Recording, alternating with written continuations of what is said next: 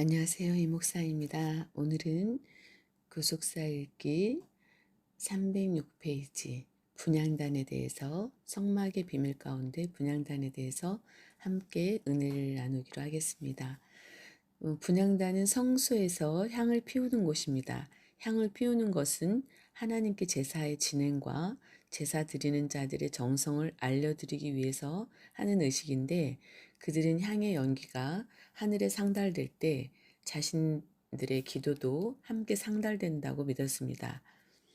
분향단을 만들라는 명령은 여호와께서 시내산에서 모세를 통해 말씀하셨고 출애굽기 30장 1절에서 9절 실제로 성물을 만들 때는 부살렐이 증거계, 떡상, 등대 출애굽기 37장 1절에서 24절에 이어서 분향단을 만들었습니다. 출애굽기 37장 25절에서 29절 그러나 성막이 다 세워진 후에는 등대를 들여놓고 불을 켜고 분향단을 증거계 앞에 두라고 말씀하셨습니다. 출애굽기 40장 1절에서 5절 분향단은 히브리어 미즈바흐 하케토레트이며 제단을 뜻하는 미즈베하흐와 분향 제물의 향기로운 향기를 뜻하는 케토레트가 합성된 단어입니다. 케토레트는 히브리어 동사 카타르에서 유래하였는데 이 동사는 향기롭게 하다, 아가서 3장 6절 불사르다, 레위기 6장 22절 기름을 태우다, 사무엘상 2장 16절 분향하다, 역대하 26장 18절, 역대하 28장 3절이라는 뜻으로 쓰입니다. 분향단의 크기와 위치 작은 1번 분향단은 장이 1규빗, 광이 1규빗, 고가 2규빗입니다. 출애굽기 30장 1절에서 3절에서 너는 분향할 단을 만들지니 곧 조각목으로 만들되 장이 1규빗, 광이 1규빗으로 네모 반듯하게 하고 고는 2규빗으로 하며 그 뿔을 그것에 연하게 하고 라고 말씀하였습니다. 출애굽기 37장 25절 작은 2번 분향단은 네모 반듯합니다. 출애굽기 37장 25절에서 네모 반듯하고 히브리어로 라바로 정방향으로 만들다라는 뜻입니다. 장 1규빗, 광 1규빗의 비교적 작은 정방형 제단입니다. 이는 기도하는 자의 마음 자세가 대인 관계에서 반듯해야 함을 뜻합니다. 하나님께 기도할 때에는 먼저 하나님과의 관계를 바로 하고 욥기서 22장 21절 또 이웃과 화목한 후에 드리라는 의미입니다. 마태복음 5장 24절 더 나아가 기도의 내용도 정욕적인 것이 아닌 하나님께서 보시기에 반듯한 것을 구해야 한다는 상징성을 담고 있습니다. 야고보서 4장 3절 작은 세 번째 분향단은 속죄소 맞은편에 두었습니다. 출애굽기 40장 5절에 또 분향단을 증거계 앞에 두고 성막문에 장을 달고 라고 말씀하셨습니다. 성소 안에 떡상과 등대가 마주하도록 한 것과 달리 분향단은 독립적으로 지성소와 성소 사이 휘장 앞에 두었습니다. 출애굽기 30장 6절에 그 단을 증거계 위 속죄소 맞은편 곧 증거계 앞에 있는 장 밖에 두라. 그 속죄소는 내가 너와 만날 곳이며 라고 말씀하고 있습니다. 분향단을 둘 자리에 대하여 하나님의 임재의 처소인 속죄소 맞은편 곧 증거계 앞에 있는 장 밖에 두도록 한 것은 분향단과 속죄소의 긴밀한 관계를 나타냅니다. 큰 두 번째 분향단의 제작 작은 1번 분향단은 조각목으로 만들어 정금으로 쌌습니다. 하나님께서는 분향단을 조각목으로 만들 것을 명하셨습니다. 출애굽기 30장 1절에서 너는 분향할 단을 만들지니 곧 조각목으로 만들되 라고 말씀하고 있습니다. 그리고 조각목을 정금으로 쌌습니다. 출애굽기 30장 3절에서 단 상면과 전후 좌우 면과 뿔을 정금으로 싸고 라고 말씀하고 있습니다. 출애굽기 25장 11절에서 24절 바닥을 제외하고는 분향단 전체가 정금으로 쌓여있기 때문에 출애굽기 30장 3절에서 5절, 37장 26절에서 28절, 또 금단, 출애굽기 39장 38절, 민수기 4장 11절, 왕상 7장 48절, 역대하 4장 19절, 또는 금향단, 출애굽기 40장 5절, 26절, 계시록 8장 3절, 불리기도 합니다. 금은 하나님의 영광과 위엄을 나타내며 변하지 않는 속성 때문에 하나님의 언약의 불변성을 나타내기도 합니다. 분향단의 가장자리에는 증거계나 출애굽기 25장 11절 떡상과 같이 출애굽기 25장 24절 금태를 둘렀습니다. 출애굽기 30장 3절 37장 26절 작은 2번 분향단에는 네 모퉁이에 네 뿔이 있습니다. 분향단의 뿔은 히브리어로 케렌이며 빛이 나다, 광채나다라는 뜻의 카란에서 파생되었습니다. 출애굽기 34장 29절, 하박국 3장 4절. 뿔은 번제단을 제작할 때와 마찬가지로 따로 제작하여 본체와 함께 이어지도록 한 후 전체 분향단을 정금으로 쌌습니다. 출애굽기 30장 2절, 30장 3절. 작은 세 번째, 금태 아래 양편에 금고리를 달았습니다. 금태 아래 양편에 금고리 둘을 만들어 단을 매는 채를 꿰게 하였는데 그 채는 조각목으로 만들어 금으로 쌌습니다. 출애굽기 30장 4절에서 5절, 37장 27절에서 28절. 그런데 분향단의 단은 금고리 둘의 위치를 주의해야 합니다. 금고리 둘이 옆면에 달렸다고 보는 견해도 있고 귀퉁이에 달렸다고 보는 견해도 있습니다. 출애굽기 30장 4절에서 금태 아래에 양편에 금고리 둘을 만들되 곧 그 양편에 만들지니 이는 단을 매는 채를 꿰 곳이며 라고 말씀하고 있습니다. 여기에서 양편이라는 단어가 두 번 반복되는데 이때 사용된 단어가 서로 다릅니다. 처음 나온 양편에서의 편은 히브리어 첼라가 사용되었는데 이것은 갈비뼈, 옆구리라는 뜻입니다. 다음에 나온 양편에서의 편은 히브리어 차드로 측면이라는 뜻입니다. 그러므로 출애굽기 30장 4절을 히브리어 원문의 근거에 번역하면 금태 아래 두 옆구리에 금고리 둘을 만들되 양쪽으로 만들라라는 뜻입니다.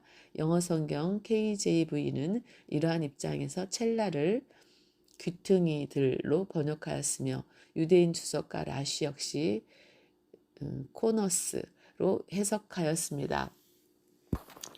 큰 세 번째, 분향단에서 분향하는 일의 특징. 작은 1번, 분향단에서 하나님 앞에 사르는 향은 지극히 거룩한 것입니다. 출애굽기 30장 36절. 출애굽기 30장 36절에 지극히 거룩한은 히브리어 코데시 카다심으로 거룩함이라는 뜻의 코데시가 두 번 사용된 최상급 표현입니다.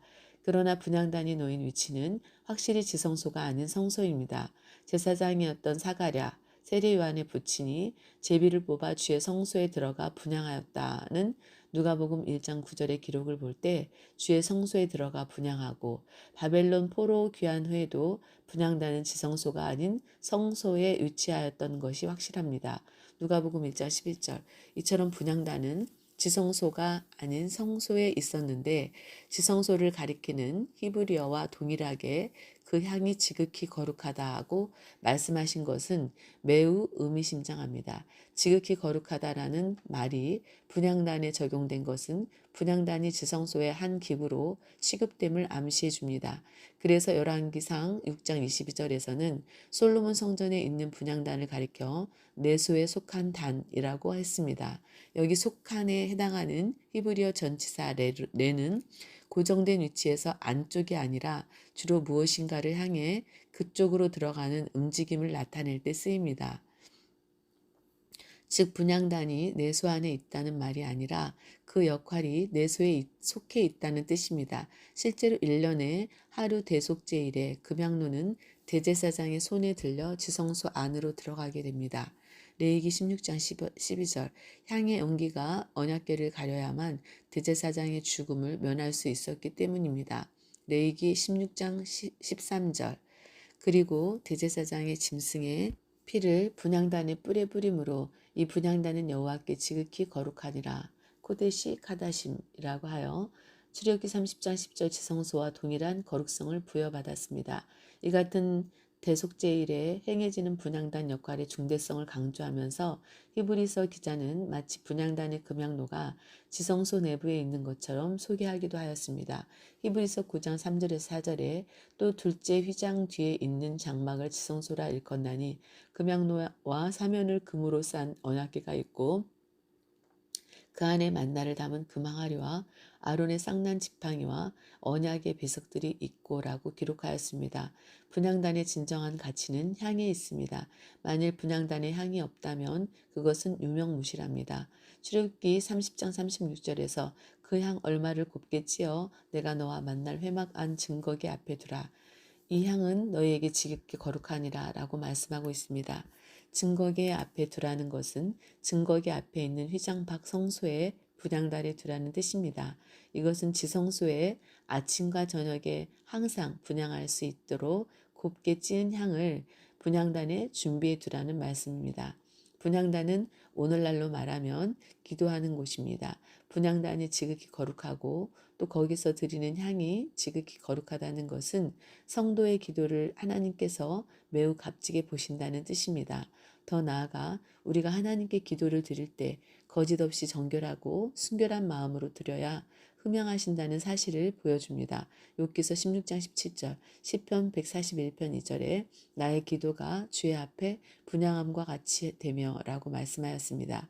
하나님께서는 정직한 자의 기도를 기뻐하시며 잠언 15장 8절 거짓 없는 입술로 드리는 기도에 귀를 기울이십니다. 시편 17편 1절 작은 2번 분향할 때 분향하는 향은 향을 만드는 법대로 만들어야 합니다. 출애굽기 37장 29절에서 거룩한 관유와 향품으로 정결한 향을 만들었을 때 향을 만드는 법대로 하였더라 라고 말씀하고 있습니다. 향을 만드는 향품은 네 가지로 소합향과 나감향과 풍자향과 유향입니다. 출애굽기 30장 34절 이러한 향들은 소량이면 되지만 이것들은 모두 광야에서 얻을 수 없었으므로 고대 근동을 드나들던 향상인들로부터 구입하여 만들었을 것입니다. 창세기 37장 25절, 왕상 10장 2절, 10절, 25절, 아가서 3장 6절, 에스겔서 27장 22절, 계시록 18장 13절. 첫째, 소합향. 소합향은 스며 나오다, 새어 나오다, 방울방울 떨어지다 라는 뜻의 히브리어 나타프에서 유래하여 물방울, 향기로운 나무의 진을 의미합니다. 욥기서 36장 27절 나무에서 진액이 떨어질 때에 눈물 모양으로 나오며 잠언 5장 3절, 아가서 5장 13절 그 맛은 쓰며 시리아와 팔레스타인 지역에 많이 자랍니다. 소합향은 모략나무 껍질에 응고되어 있는 방울들로부터 수집됩니다. 이 향은 칼로 나무를 절단하거나 상처를 내어 억지로 나오게 하는 것이 아니라 햇빛을 받으면 자연적으로 떨어지는 나무의 진액, 수지입니다. 두 번째 나감향. 나감향은 히브리어 쉐헬레트로 껍질을 의미합니다. 이것은 지중해나 홍해에서 사는 소라 혹은 연체동물의 껍질을 빻아서 가루로 만든 향입니다. 히브리어로 직역하면 향, 조개입니다. 이 가루는 태울 때 진한 향을 내며 다른 향품과 섞으면 이 향기를 더욱 진하게 하여 오래도록 도와주며 철저히 부서질수록 향기를 더 바랍니다. 출애굽기 30장 34절 세 번째 풍자향. 풍자향은 히브리어 헬베나로 풍성함, 기름짐, 비옥함을 가리킵니다. 페룰라 식물의 줄기 윗부분에서 얻는 강한 향의 진액이며 저절로 흘러나옵니다. 페룰라는 노란 꽃과 고사리 같은 초록빛 잎을 가진 두꺼운 줄기 식물이며 지중해 바닷가에서 발견됩니다. 풍자향은 방부제 역할을 하며 해충을 제거하는 역할을 하기도 합니다. 풍자향 하나만으로는 지독한 향기를 내어 불쾌하지만 다른 향과 섞이면 긴 시간 동안 그 향을 보존해 줍니다. 출애굽기 30장 34절 네 번째 유향. 유향은 히브리어로 레보나이며 히다라는 뜻을 가진 라반에서 유래하였습니다. 고대로부터 유향은 매우 귀한 향료로 알려졌습니다. 유향은 아라비아 사막에 자생하는 유향나무에 상처를 입혀 채취한 진액으로 쓴맛을 지니고 있습니다. 어느 것에 더해지든지 사랑스러운 꽃향기를 냅니다. 성경에는 여러 곳에서 유향이 사용되었습니다. 첫째 소재의 예물을 드릴 때 고운 기름 가루 한 줌과 유향을 취하여 기념물로 단위에 불살랐습니다. 레위기 2장 1절에서 2절. 둘째, 진설병을 진설할 때에도 정결한 유향을 그 매줄 위에 두어 기념물로 여호와께 화제를 삼았습니다. 레위기 24장 7절. 셋째, 제사장이 앞에 새 향품을 유향에 섞어 만든 거룩한 향으로 여호와 앞에서 분향하였습니다. 출애굽기 30장 34절, 레위기 16장 12절에서 13절. 다섯 번째, 작은 다섯 번째, 향을 만들 때 반드시 소금을 쳐서 성결하게 해야 합니다. 출애굽기 30장 35절에서 그것으로 향을 만들되 향 만드는 법대로 만들고 그것에 소금을 쳐서 성결하게 하고 라고 말씀하고 있습니다. 소금은 본래 부패를 방지하고 왕하 2장 19절에서 22절 뻣뻣한 식물을 부드럽게 연하게 하는 특성이 있습니다. 따라서 향에 소금을 치는 것은 언약의 불변성을 나타냅니다. 소금이 썩지 않게 하는 기능을 하듯이 하나님의 언약은 결코 썩지 않고 변함이 없는 것입니다. 레위기 2장 13절에서 언약의 소금이라고 말씀하고 있으며 민수기 18장 19절과 역대하 13장 5절에서 소금 언약이라고 말씀하고 있습니다. 언약의 소금을 소재물에 치는 것은 그것을 그대로 보존하여 하나님께 바친다는 뜻입니다. 레위기 2장 13절, 에스겔서 43장 24절. 그러므로 응답받는 기도, 참 기도는 바로 하나님의 변함없는 언약에 근거한 기도입니다. 하나님의 언약을 굳게 믿고 그 언약에 근거하여 성취를 바라보는 기도야말로 구속사적 경륜을 가장 힘차게 이루는 힘이 되는 것입니다. 우리가 범죄한 심령으로는 하나님 앞에 기도 자체가 불가하며 타락하여 부패한 심령에 과거에 은혜 받은 말씀을 소금치듯 되새김질할 때 비로소 그 말씀에 비추어 통해 자복하는 기도가 가능합니다. 우리가 주 밖에 있을 때 하나님께서 외면하시며 하나님의 말씀을 붙잡을 때 응답해 주십니다. 요한복음 15장 7절. 큰 세 번째 향은 대대로 여호와 앞에 끊어지지 않게 해야 합니다. 출애굽기 30장 7절에서 8절. 지극히 거룩한 분향단에서 지극히 거룩한 향을 피울 때 몇 가지 주의할 점이 있습니다. 이 향은 아론이 아침에 등불을 정리할 때와 저녁에 등불을 켤 때 피웠는데 대대로 여호와 앞에서 끊어져서는 안 되는 것입니다. 출애굽기 30장 8절에서 이 향은 너희가 대대로 여호와 앞에 끊지 못할지며라고 말씀하였는데 여기에 사용된 끊지 못할지며는 히브리어 타미드로 끊이지 않고 계속적으로 매일 늘이라는 뜻입니다. 출애굽기 29장 42절 즉 분향하는 일은 계속적으로 매일 해야 할 일임을 나타냅니다. 큰 네 번째, 향은 아침과 저녁에 2번 피웠습니다. 출애굽기 30장 7절에서 아론이 아침마다 그 위에 향기로운 향을 사르되 등불을 정리할 때에 살을 찌며 라고 말씀하고 있으며 출애굽기 30장 8절에서는 또 저녁 때 등불을 켤 때에 살을 찌니 라고 말씀하고 있습니다. 여기 살을 찌니는 히브리어 카타르로 연기로 올라가게 하다, 향을 태우다 라는 뜻입니다. 향기로운 향을 사를 때 그 연기가 올라가듯이 우리가 기도할 때 그 기도는 하늘 보좌로 올라가며 하나님께서 우리를 가까이 해주십니다. 신명기 4장 7절 향을 규칙적으로 피웠듯이 오늘날 성도의 기도도 끊이지 않도록 규칙적으로 드려야 합니다. 사무엘상 12장 23절, 시편 55편 17절, 141편 2절, 누가복음 18장 1절, 21장 36절, 로마서 12장 12절, 에베소서 6장 18절, 골로새 4장 2절, 살전 5장 17절. 큰 다섯 번째, 다른 향을 살라서는 안 되며 번제나 소제를 드리지 말고 전제에 술을 부어서도 안 됩니다. 출애굽기 30장 9절에서 너희는 그 위에 다른 향을 사르지 말며 번제나 소제를 드리지 말며 전제에 술을 붓지 말며 라고 말씀하고 있습니다. 작은 1번, 다른 향을 사르지 말라. 다른 향은 히브리어로 케토레트, 자라인데 자라는 주루의 분사형으로 원래는 곁길로 들다라는 뜻입니다. 여기에서 이상한 이방인의 라는 의미가 파생했습니다. 그러므로 이것은 이상한, 다른 어떤, 인정되지 않는으로 각기 번역되고 있습니다. 여기 다른 향은 하나님께서 명하시지 않은 향을 가리키는 것으로 분향 자체보다 분향하는 자세와 방법이 중요함을 깨닫게 합니다. 오늘날 성도의 기도는 성령 안에서 하나님의 말씀에 합당한 기도가 되어야 합니다. 에베소서 6장 18절에서 모든 기도와 간구로 하되 무시로 성령 안에서 기도하고 라고 말씀하고 있습니다. 유다서 1장 20절 하나님을 진심으로 찾는 기도라면 결코 가증되고 형식적인 기도나 자기 만족을 위한 기도가 되어서는 안 됩니다. 하나님께서 기쁘시게 받으시는 온전한 기도를 올려야 합니다. 작은 2번 분향단에서 번제나 소제를 드리지 말며 전제에 술을 붓지 말라.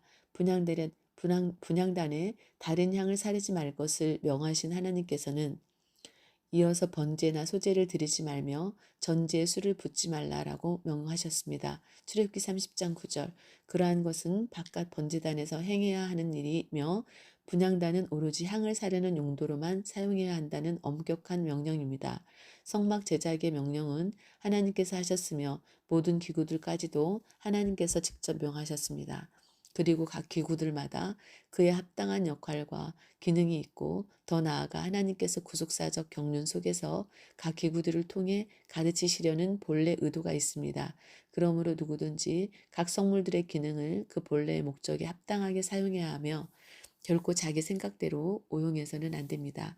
번제단의 구속사적 경륜이 예수 그리스도의 십자가로 말미암은 속죄와 대속을 의미한다면 분향단은 십자가 후에 부활 승천하신 예수 그리스도께서 하나님 보좌 우편에 계신 것과 사도행전 7장 55절에서 56절, 에베소서 1장 20절, 히브리서 8장 1절, 12장 2절 거기서 원수마귀 사단을 발등상으로 둘 때까지 지속적으로 기도하고 계심을 보여주고 있습니다. 시편 110편 1절, 누가복음 20장 43절, 사도행전 2장 35절, 고린도전서 15장 25절에서 18절, 히브리서 1장 13절, 10장 13절. 작은 6번째, 대속제일에는 1년에 하루 지성소에서 분향하고 분향단을 속죄해야 합니다. 매년 7월 티시리 10일 대속제일에는 레위기 16장 29절, 34절, 23장 27절에서 28절 대제사장이 향로를 취하여 여호와 앞 단 위에서 피운 불을 그것에 채우고 또 두 손에 곱게 간 향기로운 향을 향로에 채워가지고 휘장 안으로 들어갑니다. 레위기 16장 12절 그 향을 여호와 앞에서 분향하여 향연으로 증거계 위 속죄소를 가리워서 죽음을 면하였습니다. 레위기 16장 13절 분향단의 향이 하나님의 진노를 막아주는 것입니다. 이렇게 대속제일에 금향로가 지성소에 들어가기 때문에 히브리서 9장 3절에서 4절에 마치 지성소에 금향로가 있는 것처럼 표현하고 있습니다.